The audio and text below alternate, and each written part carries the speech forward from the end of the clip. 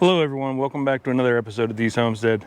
My name's Derek, and today we're going to talk about the top 6 things to consider when you're thinking about starting a homestead.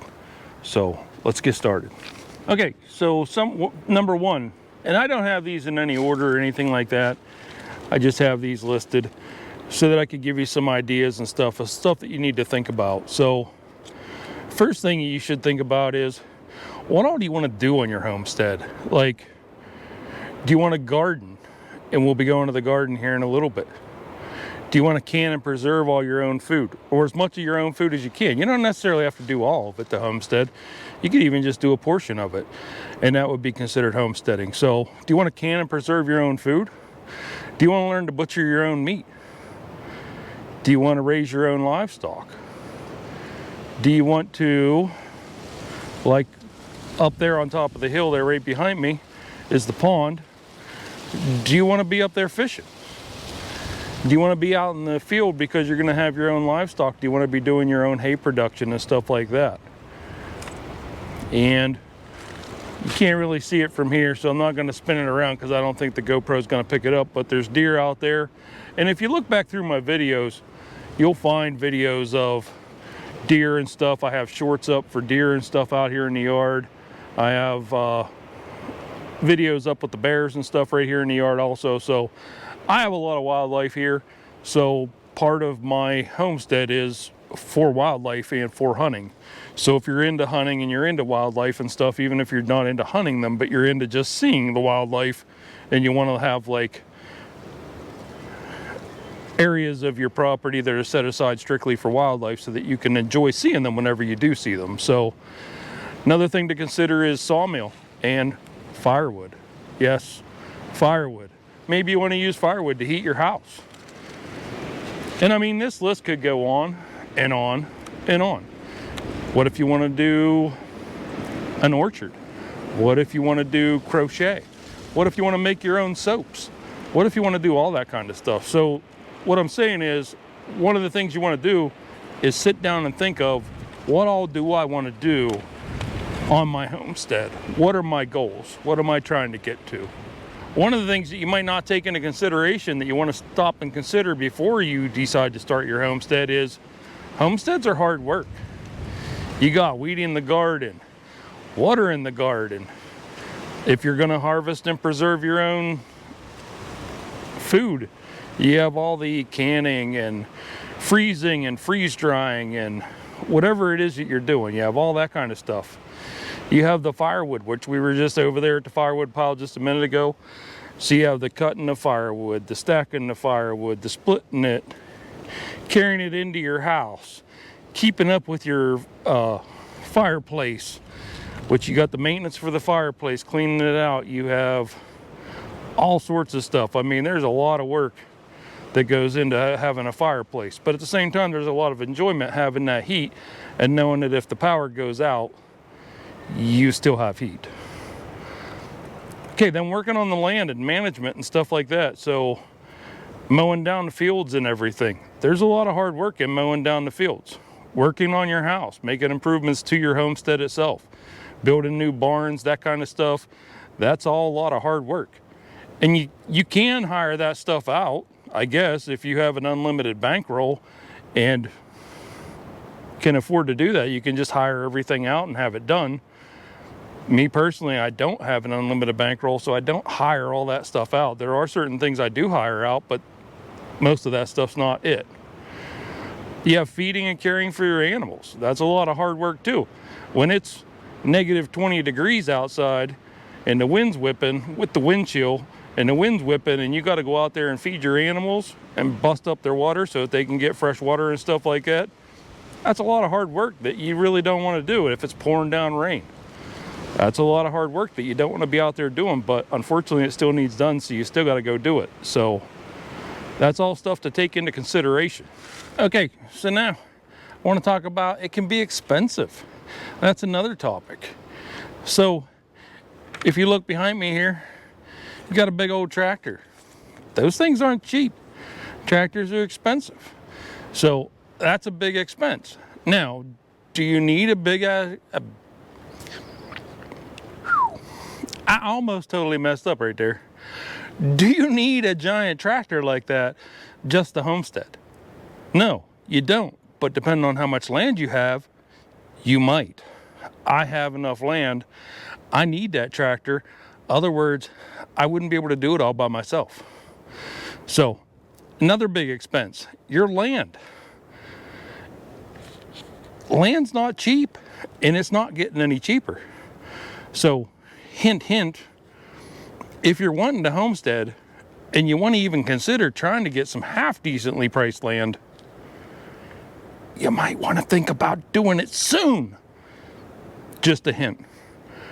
Hey, and along with the tractor, since I'm standing here, equipment that goes with the tractor.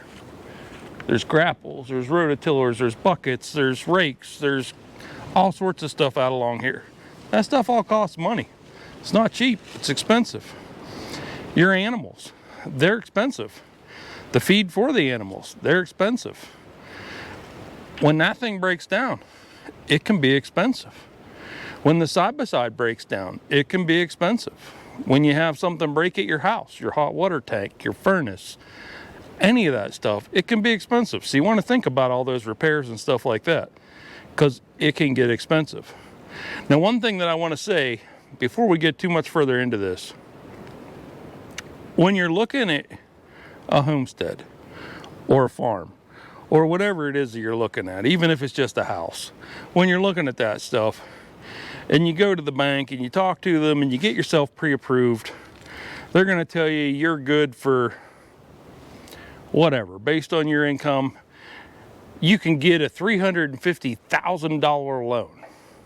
Don't you dare go buy a $350,000 place because the bank told me I could get a $350,000 place. Because guess what that does? That puts you in the point where you can't afford that tractor anymore, because now all your money's going to pay off your land, which now means all that land that you have, you can't take care of because all your money's tied up in the land and you don't have the money for a tractor so that you can actually take care of your land. Or you don't have money for whatever else you need. You don't have money to heat your house or whatever, because the bank don't care. They're going to go ahead and give you that money because they're just going to foreclose on it anyhow, sell it later on. So pay attention. Don't run yourself too short. I know of a friend of mine, he bought a farm, and that's the exact situation. He has a lot more land than I do. Beautiful place. Unfortunately now, he can't afford to have a tractor or a good tractor, so he's making do with what he can get. But a lot of times he's running into issues where he can't keep the fields and stuff mowed because his tractor's broke, or the brush hog's broke, or something else is broke, and he can't afford to get a new one. So just pay attention. Make sure you don't put yourself in too deep. Don't overextend yourself. Another thing to think about is loss on the homestead. So you could lose an animal. Like me last year, I lost one of my dogs. Loved that dog. I've been with her for years, and unfortunately she got sick, and the vet tried to operate on her and get her fixed up, but unfortunately she died on the operating table, so she didn't make it through there. So you got to be able to deal with loss of animals. Or could it be that you have a cow, and that's the cow you're planning on putting in the freezer this year, and something happens and you lose that cow, and now you don't have any meat to put in your freezer this year? Are you prepared to cover that loss? Or, as you can see, I'm right here by the garden. Maybe you have your garden in and something happens to your garden, and all those tomatoes and corn and peppers and zucchinis and cucumbers and all that stuff that you were planning on getting, beans and everything else that you were planning on getting this year, all's wiped out and you don't get any of it. Are you prepared to deal with that loss? Like, you need to now make a new plan and find that stuff that you thought you were going to have, but you're not going to have it anymore. So you need to make sure you have that and you're prepared for it. You could have a loss on the homestead from a fire. I know you might say, is that really going to happen? Look back through my videos and you'll find one where I had a fire here. Luckily it wasn't me, it wasn't the house, was a piece of logging equipment out there in that field. But there was a fire, the fire trucks were here, they're all caught on video and stuff going through. So you need to be prepared for fires. You could have a loss of income. Say you lose your job. What are you going to do? Now you don't have any income anymore. What are you doing as far as making sure your bills are paid? So you need to have a plan for all this stuff. And then the last big loss thing that you could possibly have, and I hate to even bring this one up because this would be like a worst case scenario, is what happens if something happens to your spouse, if you have a spouse? And if you don't have a spouse, or if you do have a spouse, to think of even worse, what happens if something happens to you? Is your spouse set up to be taken care of and for the homestead to continue, or is there a plan in place if something were to happen to you or your spouse or a loss of income? Those are things y'all need to think about this stuff before you jump in and just start your homestead. One more thing that you need to think about here is vacations. So vacations on your homestead are sort of hard to do because you have animals to take care of, plants that need watered, all sorts of crazy stuff like that that needs done. So if you're planning on taking a lot of vacations, or if you do currently take a lot of vacations, you might want to think about that before you go and jump in and buy a homestead. You need to have a plan in place. So like, hey, I know I'm going to go away in July for the whole month. Let's say I'm going to go away in July for the whole month. Now I need to make a plan. I need to have somebody that can come here and make sure that animals are fed, the orchard, the trees are watered, the plants in the garden are taken care of, all that kind of stuff. So you need to make plans for that and be prepared before you go jumping in and buying a homestead and getting chickens and ducks and pigs and horses and cows and all this other crazy stuff, goats and everything. And then you're like, oh, I wanted to take a vacation this year and go to Florida, but now I can't because I got all this stuff, and who's going to feed it? We'll start thinking about that stuff now.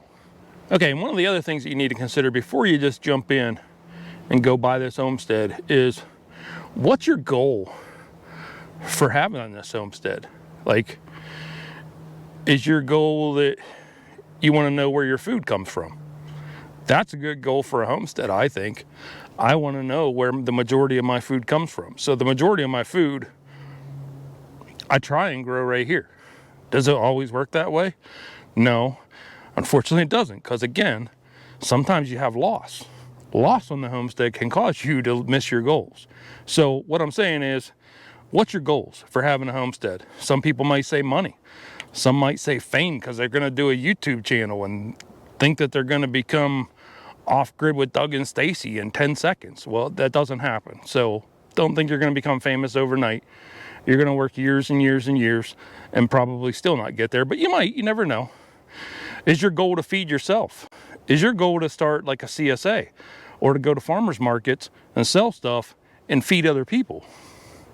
You know, that's what I'm saying. You need to start thinking about what your goals are and work on your goals. Another goal that you could have is you're trying to leave something to pass on to your kids and your grandkids.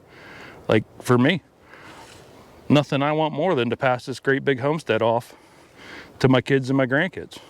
That's my goal. So just make sure you're thinking about your goals. All right, hey, if you get a chance, go to our website, especially if you're thinking about doing a garden right now and you're getting ready to start planting. Go to a website, you can pick up the Clyde Garden Planner. We have those, they're co-branded with Dee's Homestead and Clyde. It's a joint collaboration. You can pick up one of those Clyde Garden Planners on my website, www.dshomestead.com, and I'll put the link right down here below. Also, we have t-shirts, hats, that kind of stuff. And if you like this kind of content and you enjoyed this video, consider clicking that like button and subscribe down below and turn on the notifications, because some of the upcoming videos that I have coming out are how much land to homestead. And this is one that's been requested, this one here. This is a good one. I'm going to enjoy doing this because I'm not going to do just your basic crazy get some chickens and sell some eggs. That's not going to be what I do on this next video. how to make money on the homestead. And I'm gonna try my best to come up with at least 5 different ways that you can make money that are unconventional and that you might not see on every other person's video that you've watched on how to make money. So again, if this kind of content is what you're looking for, hit that like, subscribe, share this with your friends. Another one that I'm getting ready to do sometime soon is what is the best tractor for your property and how to pick the right tractor for your property. That's a good topic, I think. Unless you have a little tiny homestead with only like a ½ acre and you don't need a tractor. Then maybe that's not a video you want to watch, but it's a video I'm going to do soon.